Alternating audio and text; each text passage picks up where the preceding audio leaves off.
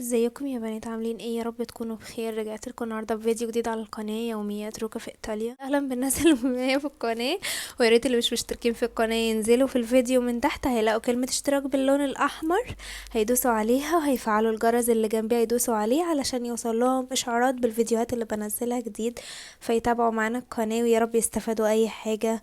إيه، يا رب اقدر افيدهم باي حاجه يعني، او يعرفوا معلومه عن اي حاجه نفسهم يعرفوها.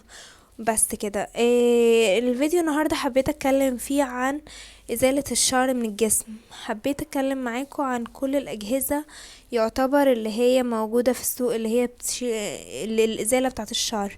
وحبيت اقول لكم عن التجارب بتاعتي على كل جهاز ورأيي في الاجهزة وان ايه يعني كل واحد ممكن يحتاج انه للحاجة الفلانية. يعني ان مثلا اللي محتاج حاجة سريعة، اللي محتاج حاجة بس مفعول بتطلع بسرعة تاني بيرجع يحتاج يعملها تاني، كل الكلام دوت. فانا النهاردة هعرفكم عشان ما اطولش عليكم جهاز وايه الطرق بتاعت استخدامه. اول حاجة إيه هي مش موجودة معايا، اللي هي الطريقة الأزلية اللي اتعلمناها من يوم ما طلعنا، هي السويت. والسويت ديت يعني انا بعتبر الصراحة عن نفسي، بعتبر ان هي مشروع فاشل مش عارفة ليه، مع ان يعني كل الناس استخدمتها وكل الناس مشيت عليها كتير وانا كمان مشيت عليها كتير. بس ودايما تلاقي ناس كتيرة تقولك لا مفيش زيها، دي هي بتخلي في نعومة، دي بتشيل طبقة الجلد الميت، دي مش عارفة ايه. بس لا، انتي تقدري تاخدي نفس النتيجة بتاعتها بوسائل تانية دلوقتي، بس اسهل وابسط منها او اخف، مش مؤلمة زيها. ففي طرق كتيرة ممكن تديكي نفس النتيجة بس بطريقة ابسط يعني. اول حاجة هي طلعت تعتبر شبيهة للسويت ديت، هو الجهاز دوت. هو متوفر كتير جدا وموجود في اماكن كتير، وفي مصر مشهور قوي دلوقتي، بقى موجود في كوافيرات كتير كمان بيستخدموه كمان للبشرة. وعادي مش هقولك، هو بيدي نتائج حلوة جدا وفي بشرات كتيرة قوي بتستحمله، بس هو قوي شوية فمحتاج بشرات تبقى ما بتتحسسش بسهولة. يعني في ناس بقى بعد ما بتستخدمه بيحصل لها التهابات رهيبة، بيحصل لها حبوب فظيعة، البشرة بتلتهب جدا من قوته على البشرة بسبب ان هو بيسيح ويتحط شمع على البشرة، وبتجيبي بعديه الشرايط اللي هي بتاعته زي المناديل دي، وبتحطيها وبتبدأي تشدي جامد قوي. ففي بشرات بتبقى ضغط عليها جامد الموضوع دوت، وفي بشرات تانية عادي مش مشكلة، ما بيحصلهاش اي حاجة وبشرتها ما بيفرقش معاها خالص. فدولت والله العظيم يعني ربنا يبارك لهم في بشرتهم ديت اللي هي ايه، مش بتتأثر بسهولة بالكلام دوت. تمام، هي اللي يبقى الجهاز دوت بالنسبة لهم هيبقى كويس جدا، وهو متوفر في مصر جدا جدا وموجود في اماكن كتير وتقدري تلاقيه. يعني الجهاز ده مش عارفة من هو شكله مهلك شوية. الجهاز ده من يجي 9 سنين مثلا، فكان ب60 جنيه فاللي هو معمر، بس هو دلوقتي عطل مش شغال على فكرة، وانا مش بستخدمه، بس حبيت اوريهولكم علشان اقولكوا عليه يعني. تاني حاجة اهو جينا كده شوية، الجهاز دوت وريتهولكوا قبل كده في فيديو على القناة اهو. بصوا شايفين ده الشمع بتاعه، دلوقتي مشهور قوي وبيجي في فيديوهات كتير قوي على الفيسبوك وعلى انستجرام وكده. ده الشمع بتاعه، الشمع دوت بيبقى فيه للبشرة بيوتيفول سكين، بشرة حساسة، وفيه للبشرة العادية. اول ما بتشغليه بيسيح وبيبقى زي الكريمي كده خالص. وبعد كده بتجيبي الشرايط خشبات، بيبقى عنده خشبات ستيك كده زي بتاعه الايس كريم وكده. بتجيبيها وبعد كده بتفرديه طبقة على الجلد كده، وبتيجي تستني عليها تنشف دقيقة كده، وبعدين بتيجي شداها جامد. دي بقى مش بتحتاج ان انتي تجيبيلها الشرايط اللي هي بتشتغل بيها. ودي في النتيجة بتاعتها كويسة جدا، بس مش يعني هتحتاجي تعيدي مثلا 3 مرات على المنطقة، علشان انت ممكن تعملي على منطقة كبيرة. يعني ممكن تاخدي مثلا جزء كبير من الايد، فاهميني؟ تاخدي جزء كبير تفردي عليه كله، وبعد كده تيجي شايلاه مرة واحدة وتعيدي عليه بقى 3 مرات عشان يديكي نتيجة حلوة ويشيل كل الشعرات الصغننة والكبيرة كله. ونتيجته برضو كويسة جدا بجد. وبتقدري تستخدميه على كل اجزاء الجسم.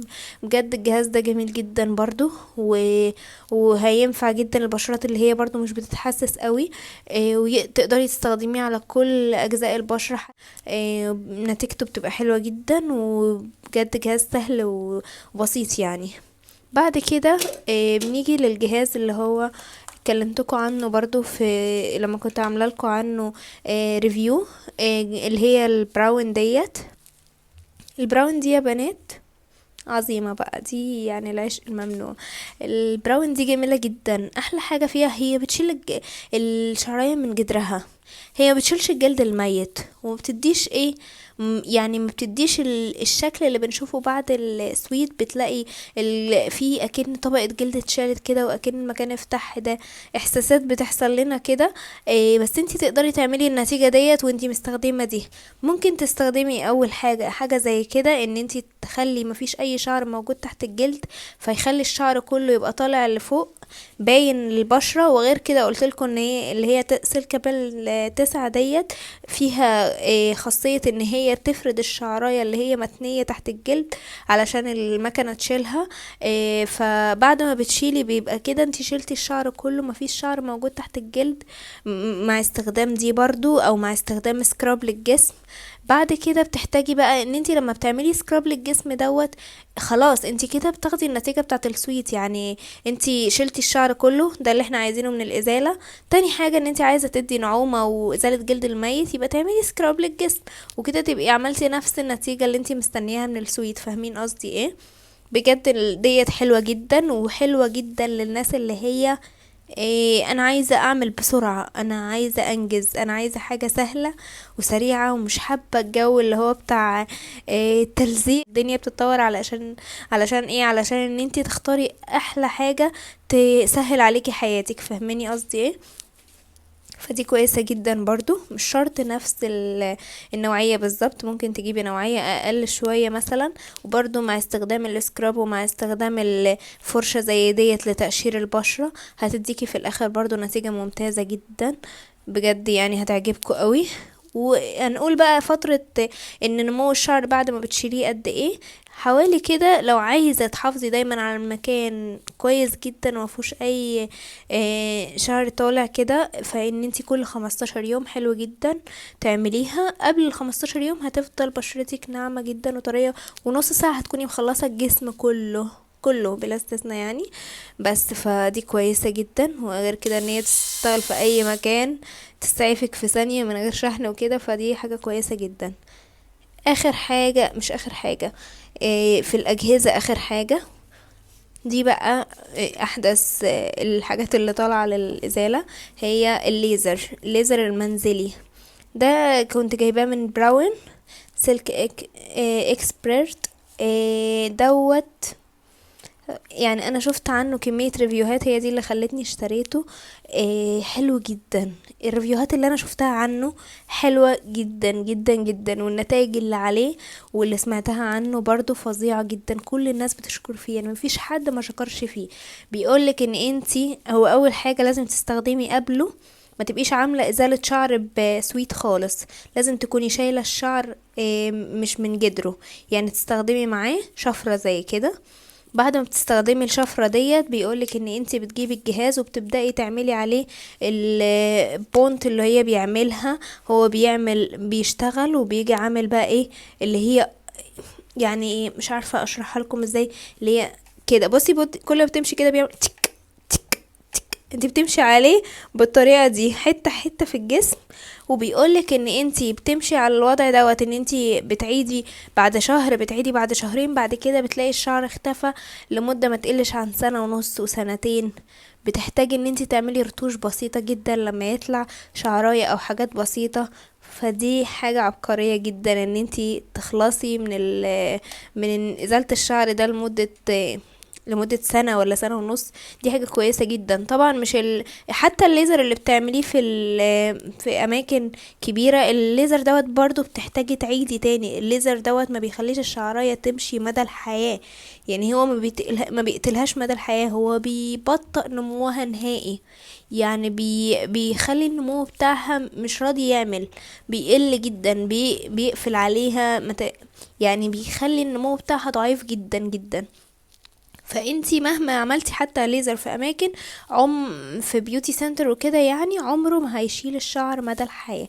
فجهاز زي دوت ان انت تجيبيه في البيت ويبقى بتاعك، وان انت ترجعي تعيدي لوحدك، فدي حاجة كويسة بقى جدا. ليه بقى انا ما استخدمتوش لحد دلوقتي؟ انا جايبه بقالي حوالي سنة وشوية وما استخدمتوش، لاني انا لما سمعت عنه كتير اتحمست عليه قوي واشتريته. وبعد ما اشتريته اكتشفت من فيديو تاني ريفيو كنت سامعاه عنه ان هو خطر على الحامل وعلى اللي بترضع.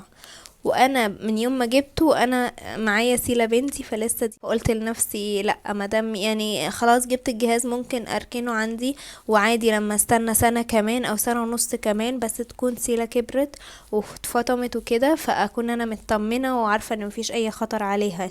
فلو مش هضحي عشان الجهاز بيها يعني، فاهميني؟ عشان كده انا ما قلتلكمش نتيجته عندي انا. يعني انا سيلا عندها سنة و7 شهور، على السنتين ان شاء الله كده على الصيف ان شاء الله اقول لكم بقى رأيي انا فيه وتجربتي انا ليه، وهعمل لكم ريفيو مفصل عن الجهاز ده. الجهاز ده بجد انا متحمسة ومستنية امتى هعرف استخدمه، بس لما تكمل سيلة على خير ان شاء الله. تمام كده. اخر حاجة بقى وسيلتين للناس اللي هي اسعاف في ثانية. يعني انتي دخلتي دش وانتي محتاجة ان انتي دلوقتي حالا تكوني عاملة وما عندكيش البراون نص ساعة تكوني مخلصة، بس انتي قدامك وقت مثلا 5 دقايق، فانتي عايزة تنجزي في ال5 دقايق دي بسرعة عشان في حاجة ضروري جدا. تقدري تستخدمي ايه في الحالة ديت؟ تقدري تستخدمي حاجة زي ده، الكريم اللي هو فيت ده مشهور جدا. انا جبته ما حبيتهوش وما استخدمتوش الا قد ان كنتوا شايفين، يعني العبوة لسه مليانة كتير جدا وما استخدمتوش، بس صعبان عليا ارميه الصراحة، فلسه محتفظة بيه يعني. بس ده بيعمل في ثانية، بس بيطلع الشعراية بعديها بيومين بالظبط وبيطلعها مش حلوة. يعني انا ما حبيتش النتيجة بتاعته بعد الطلوع، ان هو مش حلوة، النتيجة بتاعته مش حلوة، ان هو بيطلع في ثانية. آه بيطلع في ثانية بمعنى الكلمة. يعني انا بحس ان بعد ما بتستخدميه على طول انت بتحسي ان في لسه حاجة، فاهمين قصدي ايه؟ فانا الصراحة ما حبيتهوش. ان انت لو انت عندك فرص تانية يبقى ما تلجئيش لحاجة زي كده الا في اخر حاجة خالص انت بتحطيه على الجسم، وبيقولك ان بعد 5 دقايق بالظبط تبدأي تيجي شايلاه كله من على الجسم، فاهميني؟ هو بيقولك ان هو بيقعد 72 ساعة. هما معترفين بالموضوع، هو بيقولك هما بيقولوا ان هو بيقعد 72 ساعة مفيش اثار للشعراية ديت، فاهميني؟ في بقى الحاجة الاخيرة وهي ديت اللي هي الشفرات ديت. الشفرات دي يا بنات حلوة جدا، محدش يقول ابدا ان دي شفرات رجالي وان هي بتطلع الشعرايه زي الراجل، وان انتي لا ده شكل الجسم بيبقى وحش، ده مش عارفه ايه. لاماكن معينه مش لكل الاماكن، المناطق الحساسه مثلا دي خاصه بالبنات، فهي ما بتديش الشكل بتاع الراجل، ما بتديش النتيجه الرجالي، يعني مش هيطلع زي الدقن مثلا، فاهمين قصدي ايه؟ فدي لما تستخدميها تقدري تستخدمي حاجة زي كده كل 4 ايام مثلا، معاها سكراب. النقطة بتاعت السكراب دي لازم تثبتي عليها، لازم تمشي عليها مع وسائل الشعر، ازالة الشعر ديت لازم تثبتي على ان انت حتى لو بتعملي بالسويت نفسها المفروض ان انت تعملي كمان برضو السكرابات للجسم، علشان بتشيل طبقة الجلد الميت وبتخلي الجسم دايما طري. ولازم الترطيب على طول، وخصوصا ان احنا في الشتاء دلوقتي، فالترطيب ده مهم جدا، يا اما هتلاقي بشرتك نشفت جدا وبتطلع قشور بيضة كده وبشرتك تعبانة جدا من كتر الشتاء. فدي حلوة جدا لما تستخدميها كل 3-4 ايام بتسعفك في لحظة. كمان غير كده يا بنات انا هقول لكم على حاجة، احنا الرسول قال لنا صلى الله عليه وسلم ايه؟ يعني حلق العانة ونتف الإبط، يعني حلق. الحلق هو ان انتي تشيلي الشعراية من فوق مش من جدرها، النتف هو من الجدر، يعني الإبط يبقى يتنتف الشعراية تتشال من جدرها، لكن العانة قالك ان احنا نشيلها من فوق من على الوش. والأبحاث كلها بتقول ان الإزالة النتف في المنطقة دي ليه أضرار كتيرة جدا، ليه أضرار كتيرة قوي. فأنا مش فاهمة يعني ايه وجهة نظر في ان احنا بنتعذب وهو أصلا مش صح كده، وانا اقدر اخد نتيجة كويسة اللي انا حباها من غير ما ان انا يعني اعمل الالم اللي بيحصل بالاساليب التانية ديت. فبس كده، انا برشح الحاجة دي جدا. دي هتلاقوها في صيدليات كتيرة، الماركة دي اسمها فينوس. حلوة جدا. دي برضو دي جيلات. يعني الاتنين جيلات، هي ديت اسمها فينوس بس. ففي الاتنين دولت هما شفراتهم بتبقى يعني دي 5 شفرات، فحلوة جدا، بتشيل وبترجع بتعيد الشفرات الباقية ان هي يعني الشفرة الاولى مثلا بتشيل، التانية بتكمل، التالتة بتكمل، فبتلاقي عقبال ما عملتي بالخمسة ادت مظهر ناعم. اهم تاني حاجة ان انتي لازم تشيلي من مع اتجاه الشعر، اوعي تعملي ان الشعر اتجاهه كده تيجي انتي عامله له كده، انتي كده بقى انتي هي دي الطريقة الوحشة جدا، وهي دي الطريقة اللي بتأذي. اما تعملي مع اتجاه الشعر كده تنزلي اكنك بتطبطبي عليه، فاهمة؟ الطريقة دي ممتازة جدا، ما بتعملش اي تأثيرات سلبية، بتدي نتيجة حلوة جدا، والمكان بيبقى ناعم وكويس جدا مع السكراب اللي انتي بتعمليه مع الجهاز دوت التقشير دوت جميل جدا بجد. نتيجة ممتازة ومش هتندمي ابدا. وعادي يعني انتي ممكن تجربي، ممكن اول مرة تحسي ان حاجة غريبة عليكي فتحسي بالنتيجة غريبة، لا جربي مرتين تلاتة مش هتخسري حاجة. يعني ان ما عجبتكيش بعد كده ممكن ترجعي للطريقة اللي انتي كنتي بتعمليها، مش هيحصل اي تغيير في جسمك، يعني من النتيجة ديت يعني. وغير كده بقى لا بتعمل التهابات ولا بتعمل حبوب ولا اي شيء من الكلام دوت، فدي حاجة ممتازة جدا بجد. جربي ومش هتندمي، وشوفي انهي انسب حاجة ليكي وتقدري تعمليها. وبس كده، يا رب الفيديو يكون عجبكم، ويا ريت لو عجبكم ما تنسوش تدوسوا لايك عشان اللايك هو اللي بيرفع الفيديو ويخليه ينتشر اكتر. ويا ريت تبعتوا الفيديو دوت لاصحابكم علشان اكتر عدد من البنات يقدر يستفاد. يعني وري الفيديو ابعتيه لبنات تانيين صحابك، خلي يعني اي حد ممكن يضيف له اي معلومة ما يكونش عارفها، او يستفاد يعرف جهاز ان هو يعجبه فيختار ان هو يشتري الجهاز الفلاني. فبس كده، ويا ريت تشتركوا في القناة على الجرس عشان يوصل لكم الاشعارات للفيديوهات الجديدة. واشوفكم في فيديو جديد، وباي باي.